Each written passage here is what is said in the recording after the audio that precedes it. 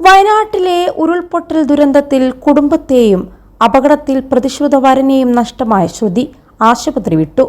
ആശുപത്രിയിൽ ആരോഗ്യപ്രവർത്തകർ നന്നായി പരിചരിച്ചുവെന്ന് ശ്രുതി പറഞ്ഞു. അച്ഛന്റെ സഹോദരന്റെ മുണ്ടേരിയിലെ വീട്ടിലേക്കാണ് പോകുന്നതെന്നും ഇനി വിശ്രമത്തിൽ തുടരുമെന്നും ശ്രുതി പറഞ്ഞു. ഇരുകാലിലും ഒടിവും ചതവുമേറ്റ ശ്രുതിക്ക് ഇടതുകാലിലാണ് ശസ്ത്രക്രിയ നടത്തിയത്. ശ്രുതിയുടെ ഡിസ്ചാർജുമായി ബന്ധപ്പെട്ട് ടി സിദ്ദീഖ് MLA സ്ഥലത്തെത്തി.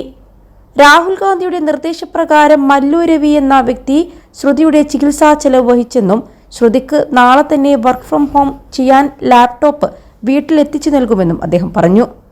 മുണ്ടക്കൈ ചൂരൽമല ദുരന്തത്തിന്റെ ഉയർത്തെഴുന്നേൽപ്പിന്റെ മുഖമായി ശ്രുതിയെ മാറ്റിയെടുക്കുമെന്നും ടി സിദ്ദീഖ് വ്യക്തമാക്കി. ഇനി എന്റെ അച്ഛനും അമ്മയുമെല്ലാം സിദ്ദീഖിക്കയാണെന്നും ശ്രുതി മാധ്യമങ്ങളോട് പ്രതികരിച്ചു.